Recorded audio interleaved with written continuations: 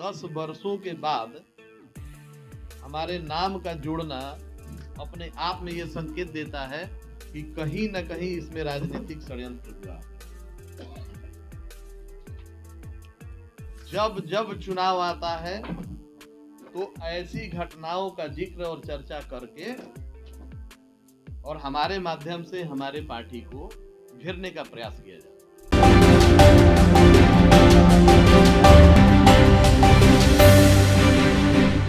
मैं सबनाज और मेरे साथ सब्जी लाइव देख रहे हैं आप। सीबीआई के द्वारा 12 साल पुराने ब्रह्मेश्वर मुख्य हत्याकांड में लोजपा संसदीय बोर्ड के अध्यक्ष हुलास पांडे को अभियुक्त बनाए जाने के बाद हुलास पांडे ने पटना में प्रेस वार्ता कर लोजपा रामविलास की सभी पदों से इस्तीफा दे दिया तथा कहा कि सीबीआई में बैठे कुछ लोग जानबूझकर राजनीतिक हत्या करना चाहते हैं। वो यही नहीं रुके, उन्होंने और भी बहुत कुछ कहा है। देखिए इस रिपोर्ट में। घटनाओं का जिक्र और चर्चा करके और हमारे माध्यम से हमारे पार्टी को घेरने का प्रयास किया जाता है।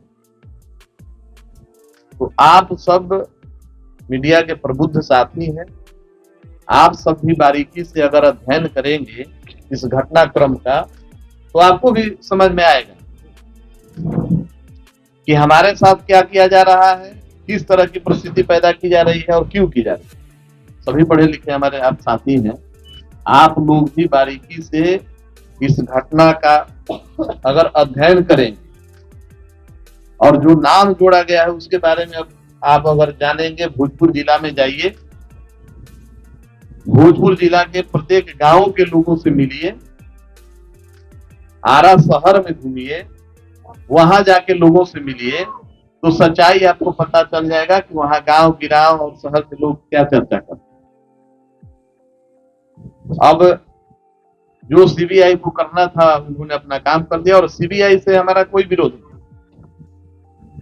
सीबीआई में जरूर कुछ ऐसे पदाधिकारी बैठे हैं जिन्होंने हमारे राजनीतिक विरोधी या विरोधी पार्टियों से मिलकर हमारे नाम को जोड़कर हमारी पार्टी को बदनाम करने का काम किए हैं और ऐसा हम होने नहीं देंगे।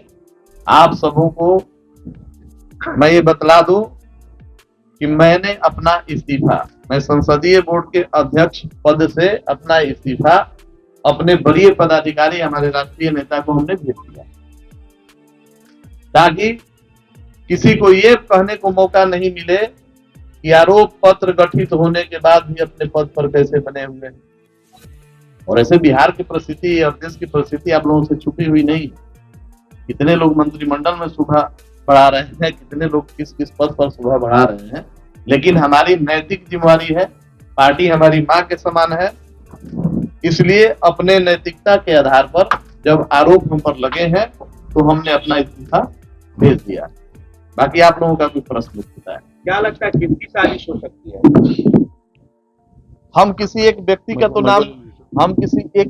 तो नाम नहीं बता सकते, क्योंकि किसी एक व्यक्ति का नाम लेकर हम किसी का महत्व तो नहीं बढ़ाना चाहते हैं, लेकिन न्यायालय है और न्यायालय से न्याय जरूर। ब्रह्मेश्वर मुखिया के पद का कहना है कि गोली आप पे चले मगर चलवाने वाला कोई और था, इससे पीछे बड़े बड़े लोग शामिल। तो उनसे नाम पूछ लीजिए, उनके पौत्र का बयान पर हमको नहीं जाना, उनके पौत्र क्या क्या बयान दिए हैं, कब कब बयान दिए हैं। निश्चित तौर पे ये पॉलिटिकल प्रेशर में ही किया गया जांच है। इतने वर्षों के बाद, 12 साल के बाद कौन सा आपको आधार में, और सबसे बड़ी बात है कि किसी भी हत्या का एक मोटो होता है, एक उद्देश्य होता है। किसी व्यक्ति की आप या तो हत्या कोई भी व्यक्ति तब करता है कि उससे प्रतिशोध लेना, हमारा कोई उससे बहुत बड़ा लड़ाई है, विरोध है, या उसके हत्या से हमको बहुत बड़ा लाभ होने वाला है। तो ये दोनों चीज कहीं लागू नहीं था। स्वर्गीय ब्रह्मेश्वर मुखिया जी के हत्या से हमको क्या फायदा, और दूसरी बात यह है कि उनसे हमारा कोई विरोध था ही नहीं। क्या पार्टी की तरफ से दबाव हुआ है या आपने इस्तीफा दिया? पार्टी की तरफ से क्यों दबाव आएगा? पार्टी की तरफ से कैसा दबाव? पार्टी के सभी आदमी, वरिष्ठ पदाधिकारी और नेता हमारे साथ हैं और व्यक्तिगत तौर पे भी हमारे साथ रहेंगे। चार्जशीट के खिलाफ क्या न्यायालय की शरण लेंगे आप? निश्चित तौर पे चार्जशीट अभी हुआ है, कोर्ट ने अभी कॉग्नियंस नहीं लिया। और CBI को 27 साल तक अंदर मार सकता है, 10 लाख तक की राशि बैठ जाता है, वो आदमी उसमें हाथ बनेगा, इसमें जगह करेगा, उसको 10 लाख के नाम देगा, अचानक पूरा करना होता है। तो अब हम तो ये कह रहे हैं कि सीबीआई के जगह जरूरी ये रहता है कि जब वो 10 लाख का कस्बा अपना लगवा दिए, साल 2 साल पहले हम लोग भी अखबार में पढ़े थे कि भाई इस हत्याकांड में 10 लाख का इनाम घोषणा किया गया है कि कोई उद्भेदन करेगा, कोई इसके बारे में क्लू देगा तो उसको 10 लाख रुपया मिलेगा। हो सकता है कि 10 लाख रुपए के लालच में भी कोई आदमी खड़ा हो गया। बहुत बेरोजगारी है बिहार में, तो किसी बेरोजगार को हथियार बना लिया गया हो 10 लाख रुपए के लालच में, और उसको माध्यम बना के हमको परेशान किया गया हो। तो बहुत सारी चीजें हैं। जब आप लोग इस तथ्यों को, इसके जो भी पेपर है, जो भी इसके साक्ष्य हैं, जब आप लोग अध्ययन करेंगे तो सच्चाई से आप लोग खुद अवगत होंगे। जो आरोप लगा रहे हैं आप एनडीए में हैं और एनडीए की सरकार है, साजिश कौन कर रहा है, कौन फंसा रहा है? सीबीआई पर हम आरोप नहीं लगा रहे हैं। आप प्रबुद्ध साथी, आपने हमारे वक्तव्य को नहीं सुना है। हमने कहा कि सीबीआई में कुछ एक पदाधिकारी, पूरी हम संस्था को कैसे कर देंगे भाई, लेकिन कुछ एक पदाधिकारी जरूर ऐसे हैं जो हमारे राजनीतिक विरोधियों से मिलकर और इस तरह का उन्होंने जांच रिपोर्ट सबमिट किया। सीबीआई की चार्जशीट में है कि लोगों से पूछताछ के बाद आरोप पत्र गठित किया। भाई लोगों से पूछताछ तो लोगों का नाम तो बताएंगे, और न्यायालय है ना, न्यायालय में तो नाम आएगा ना। लोगों से पूछताछ में उनको 10 साल लग गया, लोगों से पूछताछ करने में 10 साल लग गया, बड़ी अच्छी बात है। और 10 साल के बाद हमारा नाम उसमें जोड़ा जा रहा है कि भाई हम वहां पे 5 बजे सुबह में उपस्थित हो गए और हम जाके हत्या कर दिए, और हत्या का उद्देश्य नहीं बता रहे हैं क्यों कर दिए, उद्देश्य भी बताना चाहिए था। और जिस दिन का ये घटना का जिक्र आप कर रहे हैं, उस दिन हम अपने सरकारी आवास में और कम से कम 5-6 अंगरक्षक के साथ अपने हम सरकारी आवास में पटना में उपस्थित हैं। तो जहां एक तरफ सरकार के ही 5-6 सुरक्षा कर्मी हमारे साथ सरकारी आवास में उपस्थित हैं, और वहीं दूसरी तरफ आप कह रहे हैं कि नहीं, 5 बजे सुबह पहुंचकर हमने हत्या कर दिया, तो हास्यास्पद है, ये बनावटी है, और ये बनावटी कागज उनका कोर्ट में नहीं टिकेगा। सीबीआई पे आप ये सवाल खड़ा कर रहे हैं उल्लास पांडे जी, सीबीआई मतलब जो काम कर रही है मिली भगत से कर रही है, या फिर आपका जो पॉलिटिकल कोई दुश्मन है उसके साथ मिलकर काम कर रहा है, तो ये कहाँ तक आप मतलब समझते हैं कि सीबीआई को कटघरे में खड़ा कर रहे हैं अगर आपका नाम आया है? सर सीबीआई को फिर से हम कह रहे हैं कि सीबीआई में कुछ एक सीबीआई किया गया है, हमारे प्रतिनिधि उपस्थित हैं।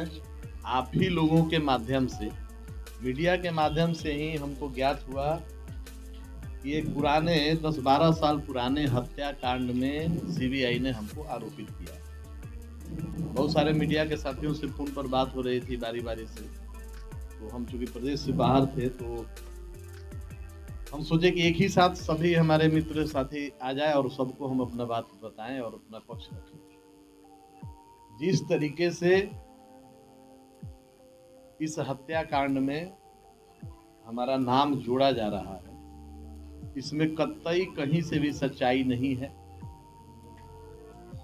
और सत्य को परेशान किया जा सकता है, पराजित नहीं किया जा सकता।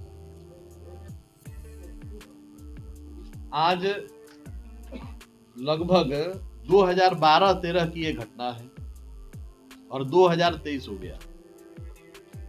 10 वर्षों के बाद हमारे नाम का जोड़ना अपने आप में ये संकेत देता है कि कहीं न कहीं इसमें राजनीतिक षड्यंत्र हुआ। जब जब चुनाव आता है तो ऐसी घटनाओं का जिक्र और चर्चा करके और हमारे माध्यम से हमारे पार्टी को घेरने का प्रयास किया जाता है। तो आप सब मीडिया के प्रबुद्ध साथी हैं, आप सब भी बारीकी से अगर अध्ययन करेंगे इस घटनाक्रम का, तो आपको भी समझ में आएगा कि हमारे साथ क्या किया जा रहा है, किस तरह की परिस्थिति पैदा की जा रही है और क्यों की जा रही है। सभी पढ़े लिखे हमारे आप साथी हैं, आप लोग भी बारीकी से इस घटना का अगर अध्ययन करेंगे और जो नाम जोड़ा गया है उसके बारे में आप अगर जानेंगे, भोजपुर जिला में जाइए, भोजपुर जिला के प्रत्येक गांव के लोगों से मिलिए, आरा शहर में घूमिए, वहां जाके लोगों से मिलिए, तो सच्चाई आपको पता चल जाएगा कि वहां गांव गिराव और शहर के लोग क्या चर्चा कर रहे हैं। अब जो सीबीआई को करना था उन्होंने अपना काम कर दिया, और सीबीआई से हमारा कोई विरोध नहीं। सीबीआई में जरूर कुछ ऐसे पदाधिकारी बैठे हैं जिन्होंने हमारे राजनीतिक विरोधी या विरोधी पार्टियों से मिलकर हमारे नाम को जोड़कर हमारी पार्टी को बदनाम करने का काम किए हैं, और ऐसा हम होने नहीं देंगे। आप सबों को मैं ये बतला दूं कि मैंने अपना इस्तीफा, मैं संसदीय बोर्ड के अध्यक्ष पद से अपना इस्तीफा अपने वरीय पदाधिकारी हमारे राष्ट्रीय नेता को हमने भेज दिया, ताकि किसी को ये कहने को मौका नहीं मिले कि आरोप पत्र गठित होने के बाद भी अपने पद पर कैसे बने हुए। और ऐसे बिहार की परिस्थिति और देश की परिस्थिति आप लोगों से छुपी हुई नहीं है। कितने लोग मंत्रिमंडल में शोभा बढ़ा रहे हैं, कितने लोग किस किस पद पर शोभा बढ़ा रहे हैं, लेकिन हमारी नैतिक जिम्मेवारी है, पार्टी हमारी मां के समान है, इसलिए अपने नैतिकता के आधार पर जब आरोप हम पर लगे हैं तो हमने अपना इस्तीफा भेज दिया। बाकी आप लोगों का कोई प्रश्न तो बताया। क्या लगता है कि फिलहाल ये रिपोर्ट यहीं तक। फिर से रिपोर्ट के साथ होगी आपसे मुलाकात। दीजिए इजाजत, नमस्कार।